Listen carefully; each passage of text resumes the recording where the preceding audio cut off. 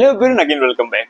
आज हम कार्बोहाइड्रेट का लेक्चर नंबर 3 कर रहे हैं, जिसमें हम क्या क्या कवर करेंगे। रेगुलेशन ऑफ ब्लड ग्लूकोज और हाइपोग्लाइसेमिक हार्मोन्स और हाइपरग्लाइसेमिक हार्मोन्स और पूरा डायबिटीज मेलाइटिस हम पूरा कवर करने वाले हैं। यार आप लोग इतना देख रहे हो, इतना पहले से गुजा हुआ है। तो मैंने क्या किया था, मैंने यार ये वाला लेक्चर रिकॉर्ड कर चुका हूँ एक बार, बट रिकॉर्डिंग हुई ही नहीं। ठीक है, तो इसके लिए फिर से यार रिकॉर्ड कर रहा हूँ। अब फिर से इतना टाइम नहीं है कि मैं फिर से दोबारा लिखूं इन चीजों को। ठीक है, तो अभी इसी से काम चलाते हैं। ठीक है, कोई भी ऐसा ना चीज है, ऐसा वर्ड समझ में नहीं है, आगे सारी चीजें समझ में आएंगी। ठीक है, तो हम स्टार्ट कर रहे हैं।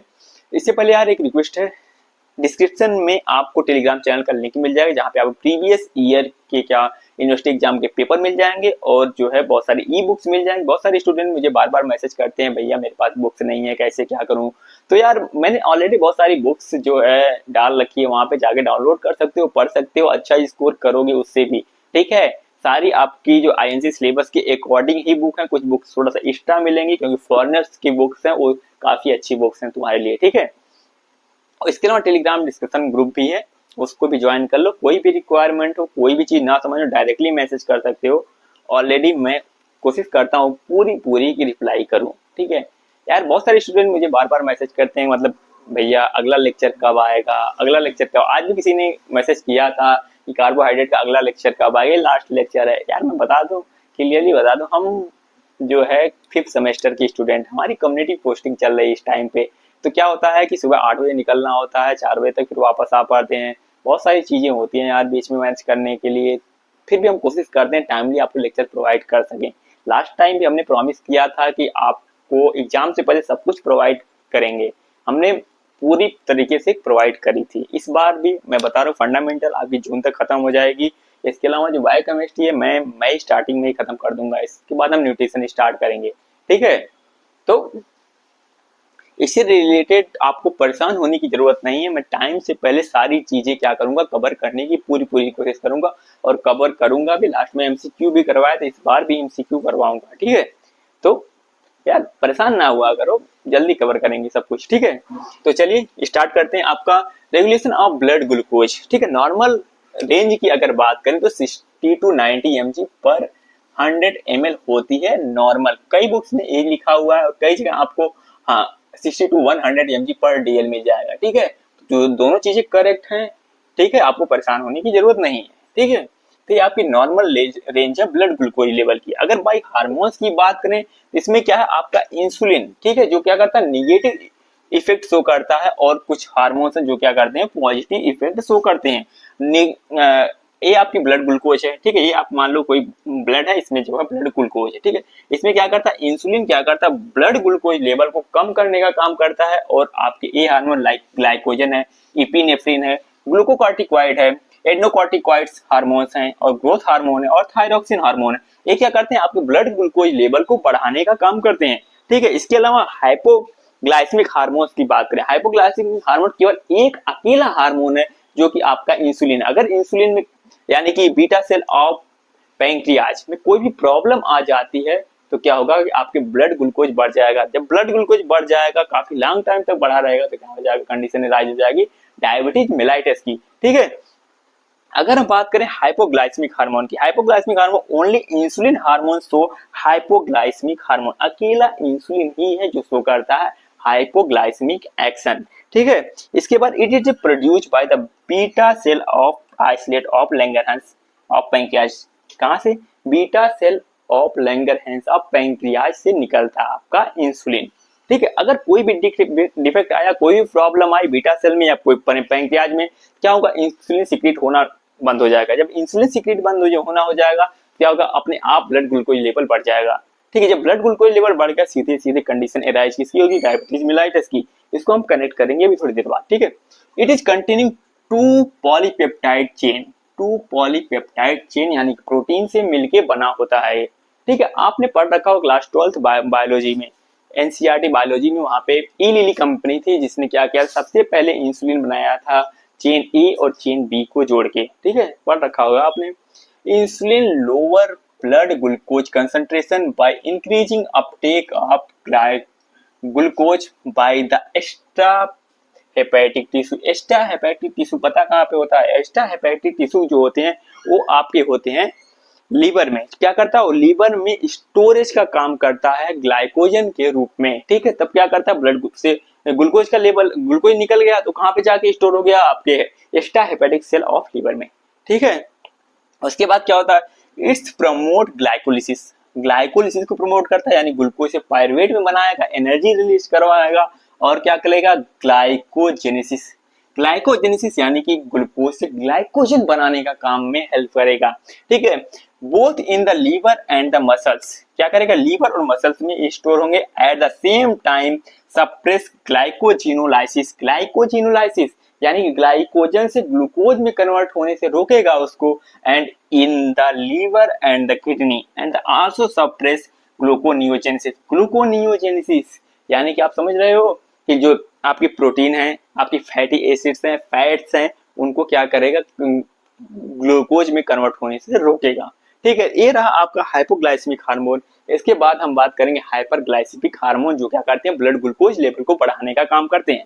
ठीक है, सबसे पहले नंबर 1 पे क्या आता है आपका, ग्लूकागॉन। ग्लूकागॉन क्या कहां से निकलता है, आपका alpha cell of isolate of Langerhans of pancreas. ठीक है, बीटा सेल से इंसुलिन निकलता है, अल्फा सेल से क्या निकलता है, आपका ग्लूकागॉन। ग्लूकागॉन क्या करता है, it act only in the liver and promote glycogenolysis and glucogenolysis. Glycogenolysis मतलब क्या करता है, ग्लाइकोजन से ग्लूकोज में कन्वर्ट करने का काम करता है, और ग्लूकोनियोजेनेसिस यानी कि प्रोटीन, फैट और फैटी एसिड से ग्लूकोज में कन्वर्ट करने का काम करता है।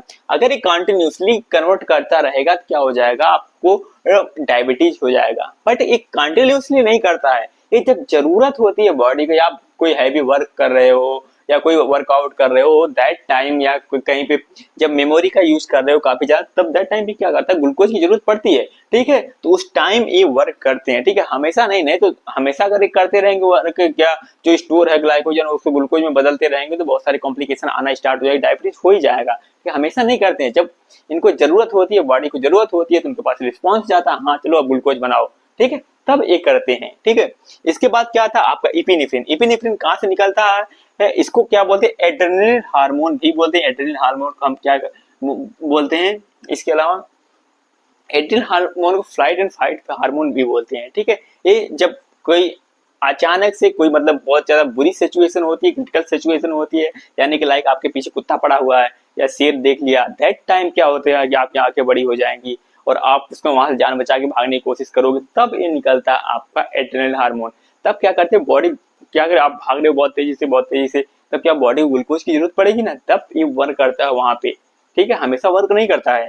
ये secreted by the adrenal medulla, adrenal medulla से निकलता है। ठीक है, आपका एड्रिनल मेडुला से निकलता है जब जरूरत होता है, तब जब क्या होती है, इमरजेंसी कंडीशन होती है, इसको इमरजेंसी हार्मोन भी बोलते हैं। ठीक है, इसमें क्या promote gluconeogenesis in the liver and inhibit of the release of insulin. क्या करता है वो, इंसुलिन के रिलीज को रोकता है और ग्लूकोज को बॉडी से निकलने, लीवर से निकलने के लिए प्रमोट करता है।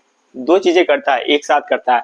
And stimulate secretion of glucagon. ठीक है, और क्या करता है, ग्लूकागॉन के सिक्रीशन को भी क्या करता है, स्टिमुलेट करता है। ये आपका हो गया एपिनेफ्रिन। इसके बाद आता है ग्लूकोकॉर्टिकॉइड। ग्लूकोकॉर्टिकॉइड क्या होता है, एक स्टेरॉइड हार्मोन है। ठीक है, और कहाँ से सीक्रेट होता है, ये आपका एड्रिनल कॉर्टेक्स से सीक्रेट होता है। ठीक है, और ये क्या है, ये एंटागोनिस्ट है इंसुलिन का। एंटागोनिस्ट है इंसुलिन का मतलब क्या होता है कि ये सप्रेस करता है इंसुलिन के सिक्रीशन को। ठीक है, मतलब इनहिबिट करने का काम करता है, जब जरूरत होती है तब, हमेशा नहीं। Cortisol is the major glucocorticoid present in the blood. आपका कॉर्टिसोल क्या होता है, कॉर्टिसोल का लेवल कब बड़ा होता है, रात के टाइम पे बड़ा होता है। तब भी क्या होता है, बॉडी को ग्लूकोज चाहिए होती है। ये नहीं कि आपको आप सो रहे हो तब ग्लूकोज की जरूरत नहीं है, तब भी बॉडी में बहुत सारे वर्क होते रहते हैं, तब भी ग्लूकोज की जरूरत पड़ती है। और कॉर्टिसोल का लेवल बढ़ा रहता है, दैट टाइम क्या करता है, इंसुलिन के लेवल को सप्रेस करता है और ग्लूकोज क्या करता है, बॉडी में बनाने के लिए स्टिमुलेट करता है।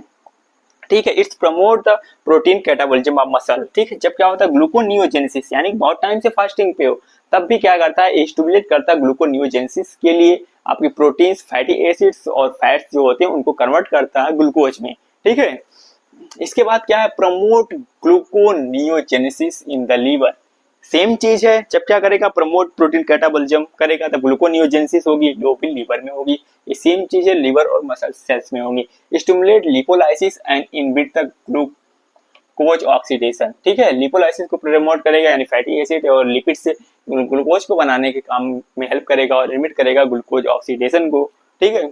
इसके बाद आता है आपका ग्रोथ हार्मोन, एक कहां से निकलता है, एंटीरियर पिट्यूटरी से निकलता है, ठीक है। जो ग्रोथ हार्मोन होता है वो काफी टाइम तक अगर बाहर से ले रहे हैं तो क्या करता है, इंसुलिन सीक्रेट कराने लगता है, बाद में बहुत ज्यादा इंसुलिन अगर कहीं से और स्टिमुलेट करके सीक्रेट करवा रहे हो तो बीटा सेल खराब होना स्टार्ट हो जाती है, तब दैट टाइम क्या हो सकता है, कभी कभी जो होता है डायबिटीज भी हो सकती है, सेम चीज इसी में है, ठीक है। प्रोलॉन्ग, देखो एंटीरियर पिट्यूटरी से निकलता है, prolong administration of growth hormone stimulate secretion of insulin, अगर बहुत ज्यादा टाइम से अगर ग्रोथ हार्मोन कोई ले रहा है, कोई लोग ऐसे होते हैं, बहुत सारे लोग कि मतलब छोटे होते हैं और बढ़ने के लिए बाहर से ग्रोथ हार्मोन ले रहे होते हैं, दैट टाइम क्या होता है कि इंसुलिन का सीक्रेशन होने लगता है उनके बॉडी में ज्यादा, ठीक है।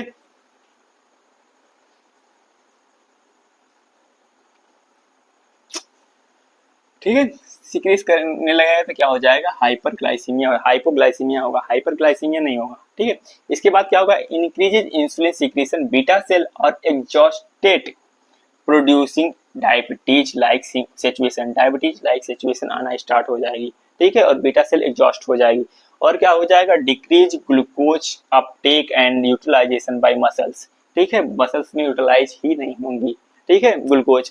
और क्या करेगा, it's promotes lipolysis in the adipose tissue, और ये क्या करता है, प्रमोट करता है लिपोलाइसिस इन एडिपोज टिश्यूज में, ठीक है, ये काम करता है आपका ग्रोथ हार्मोन।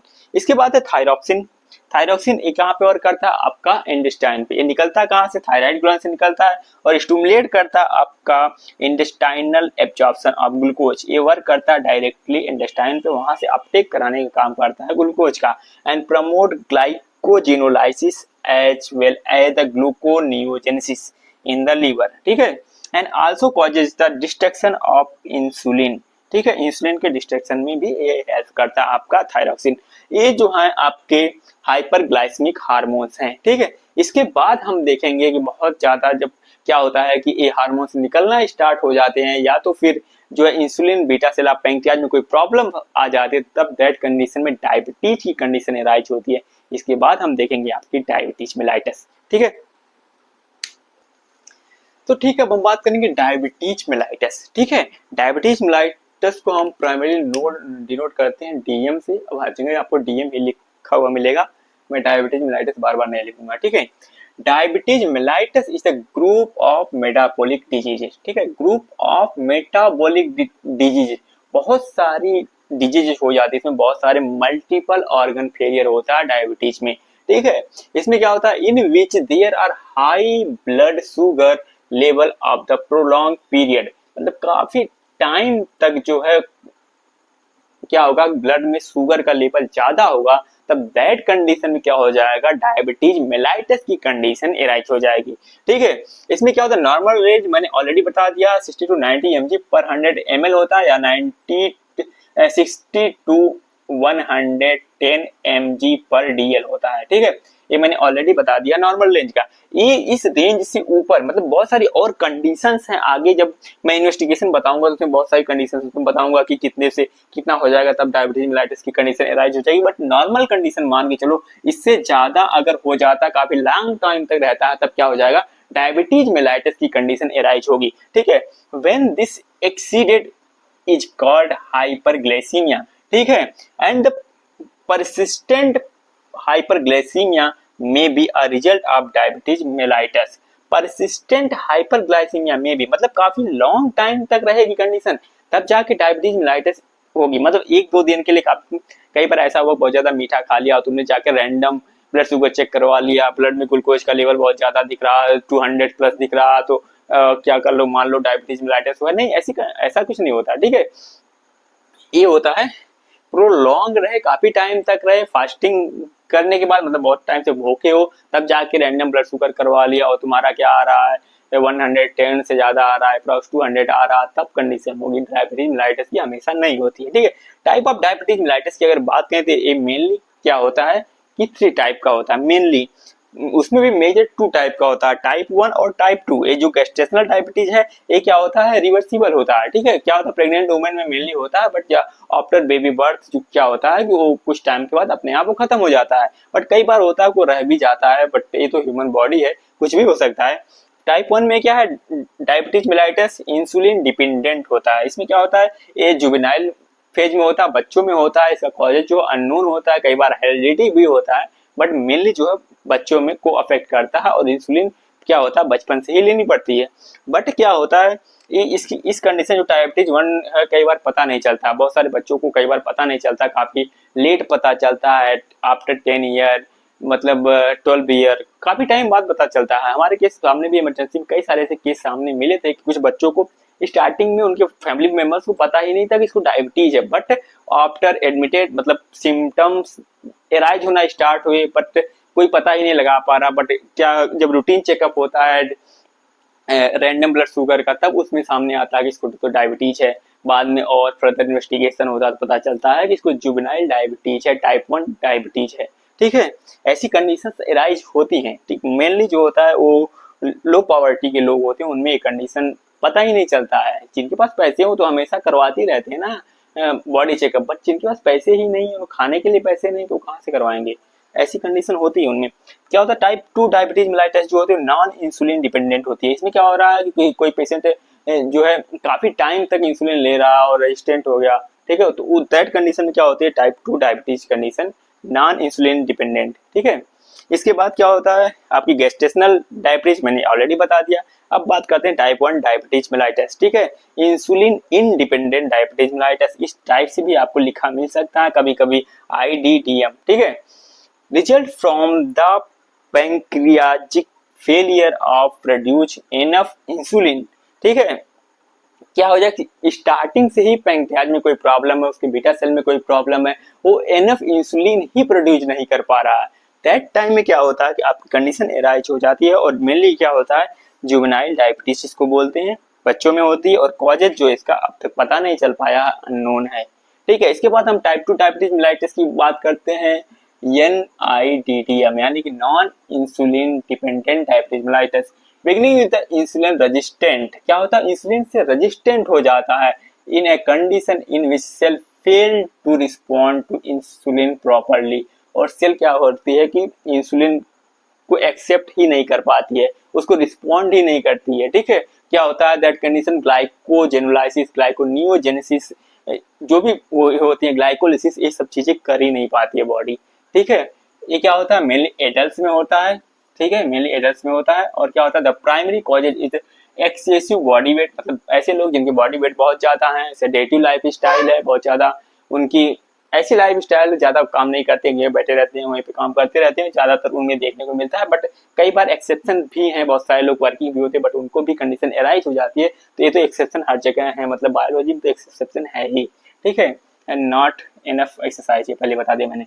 अब क्या, गेस्टेशनल डायबिटीज, इसमें क्या है, ये थर्ड मेन फॉर्म है and occur in the pregnant women's में होती है and without a previous history of diabetes, ठीक है। मेनली प्रेग्नेंट वुमेन में होती है, रिवर्सिबल होती है, कुछ टाइम बाद आफ्टर बेबी बर्थ ठीक भी हो जाती है, कई बार नहीं भी ठीक होती है, ठीक है। तो ये आपकी है डायबिटीज मेलाइटस। इसके बाद हम बात करने वाले हैं, इससे आगे बात करेंगे, ठीक है।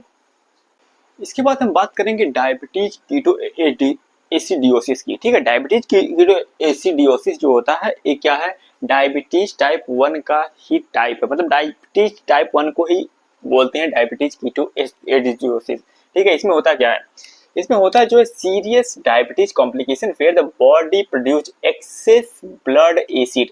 क्या होता है, काफी लॉन्ग टाइम यानी कि 2 to 3 मंथ तक ये जो कंटिन्यूसली होता रहता है, ठीक है। मतलब काफी लॉन्ग टाइम में बॉडी में एक्सेस ब्लड एसिड जो है या कीटोन बनते रहते हैं and fluid and the electrolyte balance, क्या होता है, इलेक्ट्रोलाइट इम्बैलेंस होगा मेनली, ठीक है। इसमें काफी लॉन्ग टाइम में क्या होता है, ब्लड में एसिड यानी कीटोन बनने लगते हैं, तो दैट कंडीशन में क्या होती है, डायबिटिक कीटो एडिसियोसिस की कंडीशन एराइज हो जाती है, ठीक है। ये क्या होता है, it is the insulin dependent diabetes mellitus, यानी कि लाइक टाइप 1 के तरीके से ही है, ठीक है। मेनली बच्चों को अफेक्ट करती है, ठीक है। This is due to the severe deficiency of insulin with the excess of glucagon and other hyperglycemic hormones. ठीक है। And such as the epinephrine, cortisol and growth hormone.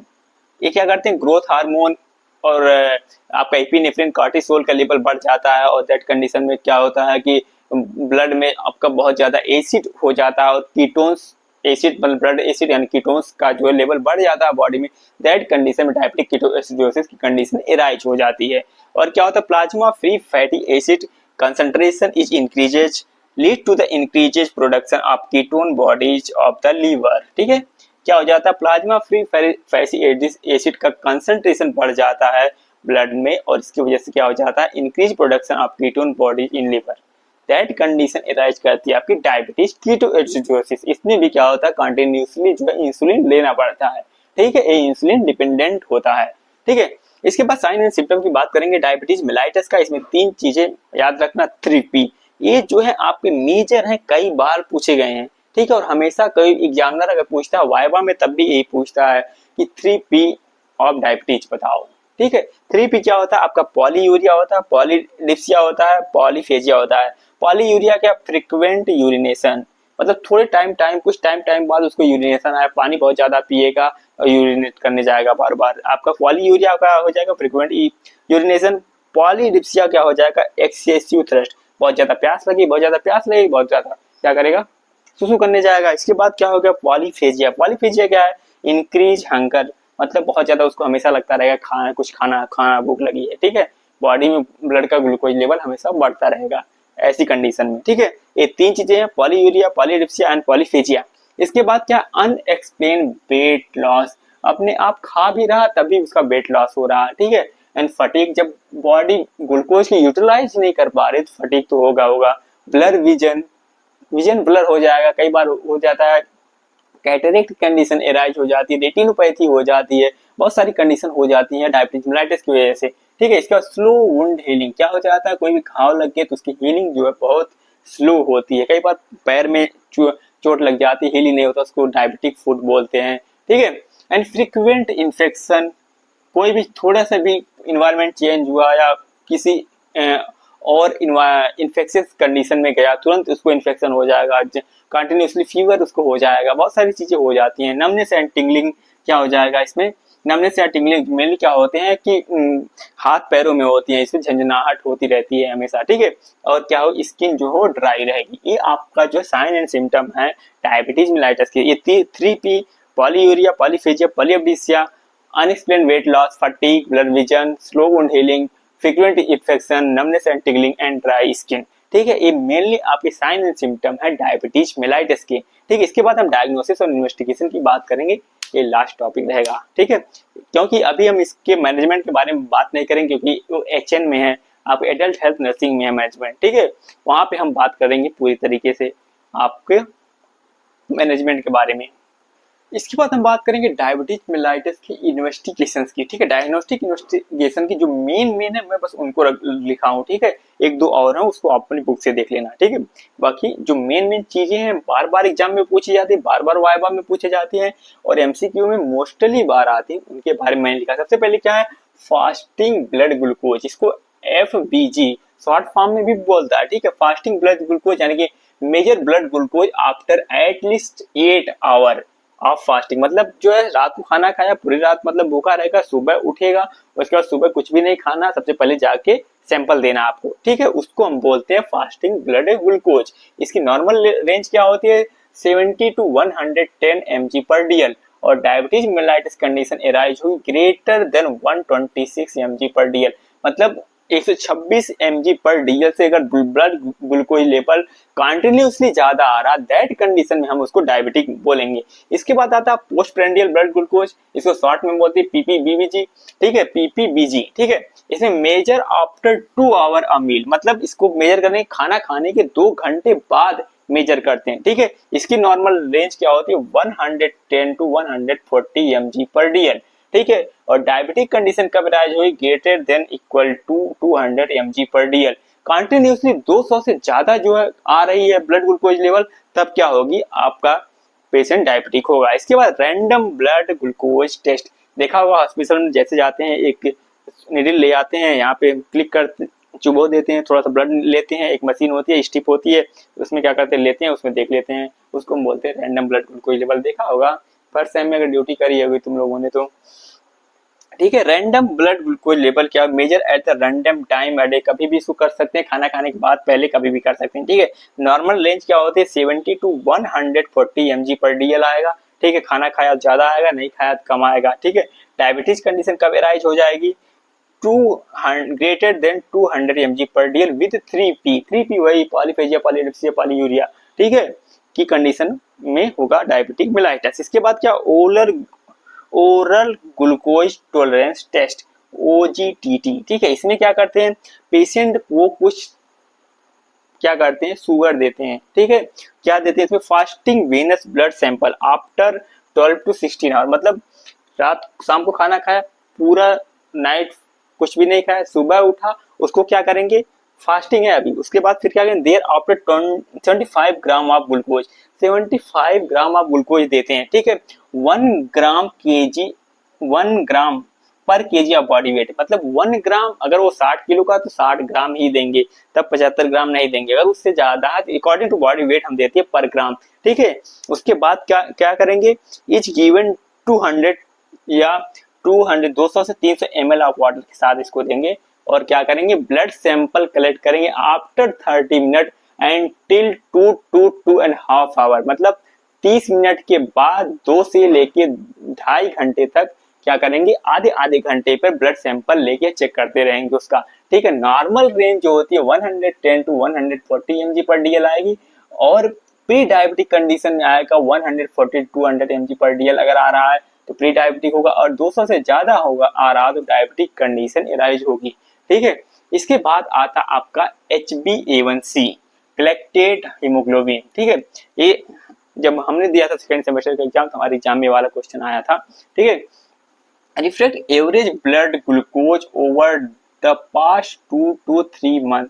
इसमें क्या करते हैं, एवरेज निकालते हैं, कंटिन्यूसली 2 से 3 महीने तक ब्लड ग्लूकोज टेस्ट करते रहते हैं। ठीक है, उसके बाद हम उसका एवरेज निकालते हैं। इसमें की नॉर्मल रेंज होती है इसमें 110 टू 120 mg पर डीएल। इसमें जो है कई जगह परसेंटेज में भी आपको लिखा मिलेगा 5.7% करके लिखा मिलेगा। अगर अप्रॉक्सीमेट निकालेंगे तो 110 टू 120 mg के बीच में आएगा। अगर इसकी एग्जैक्ट वैल्यू निकाले तो 107 mg पर डीएल आ रहा है। ठीक है, इतना है, देख लेना, आप कहीं भी सर्च करोगे तो आपको परसेंटेज में ही मिलेगा ये। ठीक है, और प्री डायबिटिक कंडीशन की बात करें हम तो क्या होगा, 110 टू 140 mg पर डीएल। ठीक है, और diabetic condition greater than 200 mg पर डीएल अगर आ रहा है तो डायबिटिक कंडीशन में होगा। ये एवरेज निकालते हैं 2 से 3 महीने का। इसके अलावा यूरिन टेस्ट भी होता है, उसमें क्या करते हैं, यूरिन लेते हैं, उसमें क्या करते हैं, एसिड बेस टेस्ट करते हैं। ठीक है, उसमें रेड लिटमस पेपर डालते हैं तो वो नीला हो जाता है। ठीक है, आई थिंक यही करते हैं, एक बार देखना तुम, बुक में मिल जाएगा, बस वही एक रह रहा है। ठीक है, बाकी मैंने सारा कंप्लीट करवा दिया। यहाँ पे आपको पूरी तरीके से कार्बोहाइड्रेट खत्म होता है। ठीक है, कोई भी डाउट हो, कुछ भी ना चीज ना समझ में आ रही हो, डायरेक्ट कमेंट करके पूछ सकते हो, टेलीग्राम डिस्कशन ग्रुप में पूछ सकते हो। ठीक है, तो इससे रिलेटेड कोई भी डाउट हो कहीं भी पूछ सकते हो। ये रहा पूरा आपका कार्बोहाइड्रेट। ठीक है, 3 लेक्चर में हमने कंप्लीट किया, इसके बाद हम प्रोटीन स्टार्ट करेंगे बहुत जल्द। ठीक है, मिलते हैं नेक्स्ट वीडियो में बहुत जल्द। Thank you.